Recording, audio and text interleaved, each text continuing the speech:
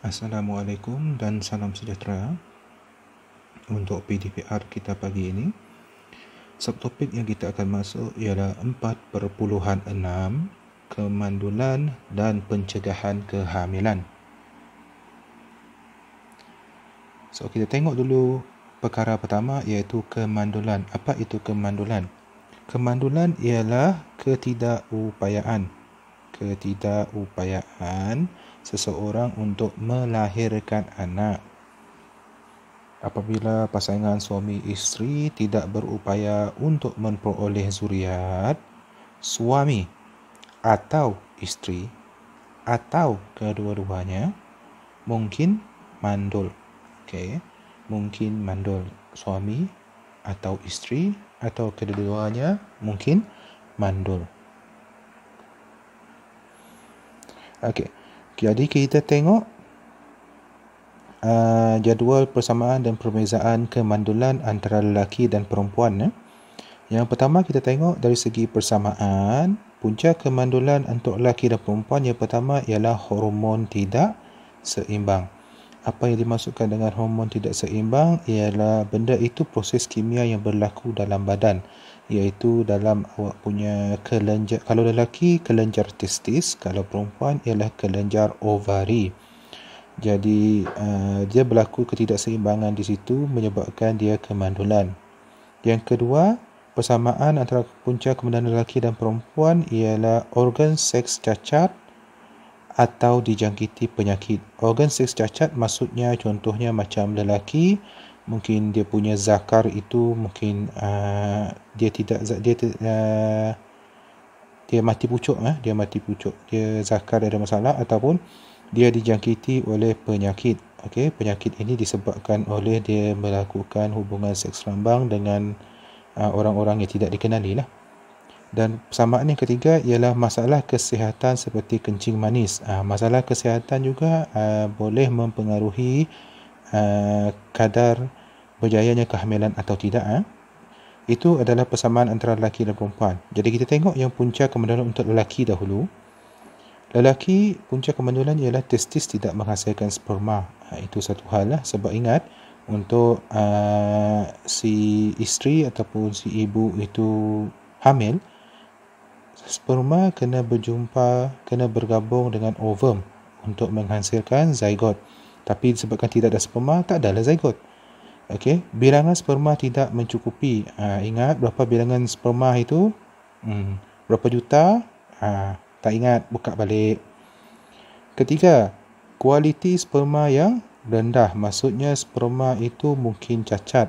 Jadi juga akan merendahkan pererusan untuk hamil. Dan ini hanya berlaku pada lelaki, iaitu mati pucuk. Apa itu mati pucuk? Ialah zakar dia tidak dapat keras. Itu maksud mati pucuk. Next, kita tengok kepada punca kemandulan wanita. Wanita dianggap mandul apabila ovari tidak dapat menghasilkan ovum. Kalau lelaki tadi tidak menghasilkan sperma, perempuan pula tidak dapat menghasilkan ovum. Ovum iaitu telur itulah. Ovari tidak menghasilkan telur untuk disenyamakan oleh testis. Itu jadi tak adalah zygot, jadi tak boleh hamil. Ataupun yang kedua untuk perempuan ialah tiub falopio tersumbat. Tiub falopio, tiub yang menghubungkan antara ovari dengan ke arah awak punya uterus. Jadi tersumbat. Jadi bila tersumbat, sperma tak dapat sampai ke situ dan ovum pun tidak dapat sampai ke uterus. Jadi tidak berlakunya persenyawaan. Yang ketiga, uterus yang tidak normal. Maksudnya dinding uterus itu tidak menebal ataupun tidak cukup menebal menyebabkan tidak berlakunya penempelan zygot. So bila tidak berlakunya penempelan zygot, itulah yang dianggap sebagai keguguran. Yang keempat, ketumbuhan dalam uterus. Itu sebab awak nampak kenapa kita belajar subtopik kitar haid dalam 4.3 hari itu. Sebab kita nak elakkan golongan wanita terkena ketumbuhan dalam uterus. Ketumbuhan ni dengan nama lain ialah kanser. Kita tak nak berlakunya kanser pada golongan wanita kita.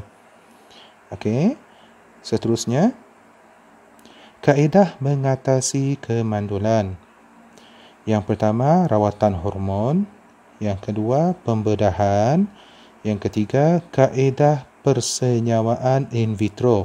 IVF, in vitro fertilization. IVF itu sebab dia dalam bahasa Inggeris, in vitro fertilization. Okey, kita tengok yang pertama, rawatan hormon. Rawatan ini sesuai bagi individu yang mengalami masalah ketidakseimbangan hormon. Itu sajalah. Yang kedua, pembedahan. Pembedahan pula dilakukan terhadap wanita yang mengalami masalah tiub falopio tersumbat atau terhadap lelaki yang mengalami masalah saluran duktus sperma yang tersumbat. Itu sebab mereka melakukan pembedahan supaya kalau tiub itu tersumbat, mereka boleh buka, dan bila boleh buka dapatlah sperma ataupun ovum itu nanti bergerak ke destinasinya, iaitu uterus. Okey, ataupun kalau lelaki pula yang masalah duktus sperma tersumbat tu, dia pun akan buat pembedahan untuk membuang masalah salur duktus tersumbat itu supaya sperma boleh keluar. Yang ketiga, kaedah persenyawaan in vitro. Ini dah in vitro fertilization, IVF. Prosedur ini dijalankan untuk wanita yang mempunyai masalah tiub falopio tersumbat. Di kaedah ini di mana kita keluarkan ovum dari ovari untuk disenyawakan oleh sperma di luar badan. Di luar badan dekat mana lah? Jadi kita letaknya dalam ni, kalau tengok gambar rajah ni. Okey, disenyawakan dalam piring ini, dan selepas dia disenyawakan berlaku dia jadi apa? Zygote. Lepas tu zygote akan membahagi menjadi embrio. So IVF embrio yang terbentuk akan dimasukkan kembali ke dalam uterus wanita. So dia dimasuk balik ke dalam uterus supaya berlakunya penempelan, dan wanita itu akan dikatakan hamil. Okey, tadi kita dah belajar sentuh macam mana nak hamil. Sekarang macam mana kita nak cegah daripada kehamilan. Okey, ini untuk mereka yang nak merancang keluarga. Kadang-kadang bilangan ahli keluarga terlampau ramai kan, jadi mereka nak kontrol.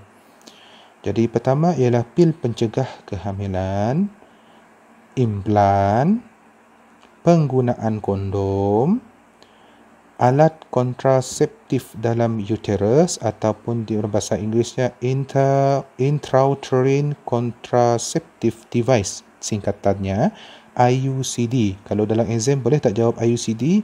Boleh, tak ada masalah. Vasektomi, ligasi. Okey. Kita tengok kaedah pertama, pil pencegah kehamilan. Pil pencegah kehamilan menghalang proses pengovulan. Maksudnya, ovari tidak menghasilkan telur. Itu sebab dia makan pil ini.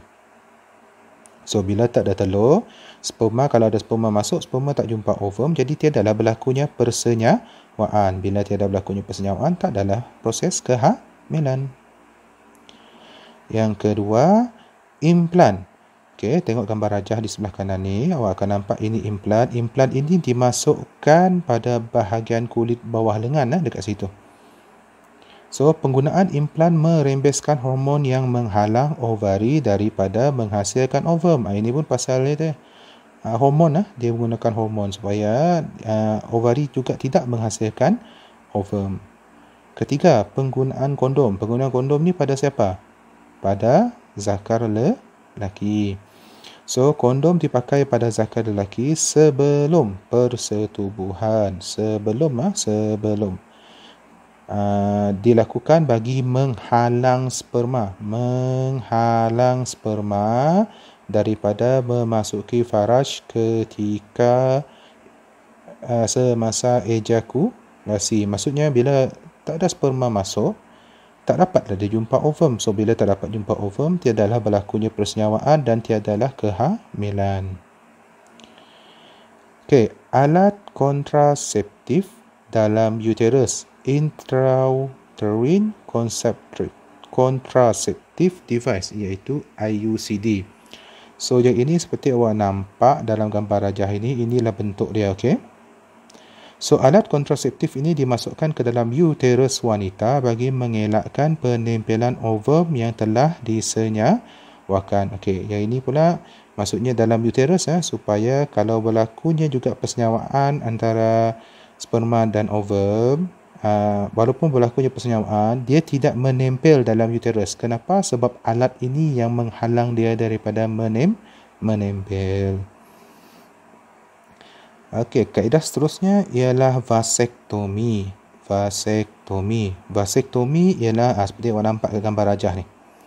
Okey, ductus sperma yang diikat. Vasektomi ialah dia potong ductus sperma itu dan dia ikat.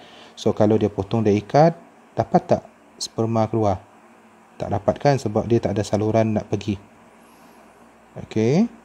Jadi memotong dan mengikat kedua-dua ductus sperma melalui pembedahan supaya tiada sperma yang dipancutkan semasa ejakulasi.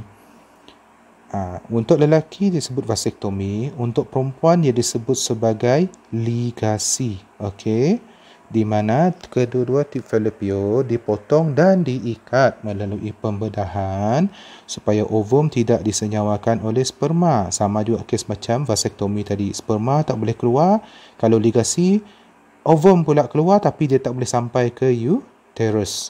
Jadi tidaklah berlakunya persenyawaan. So, kenapa kita belajar ni? Kepentingan pemeriksaan kesihatan dan rawatan segera apabila menghadapi masalah sistem pembiakan.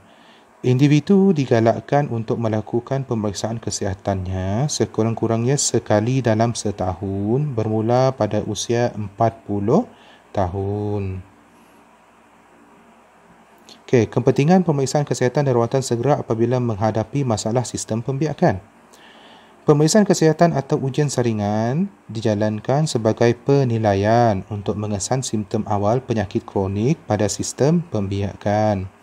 Kanser yang melibatkan sistem pembiakan seperti kanser rahim, kanser cervix dan kanser prostat masih boleh dirawat jika dapat dikesan lebih awal. So itu kenapa kita belajar benda ni, bukan suka-suka, dia untuk kita punya masa depan. Amalan pemeriksaan kesihatan dapat mengurangkan risiko masalah kesihatan.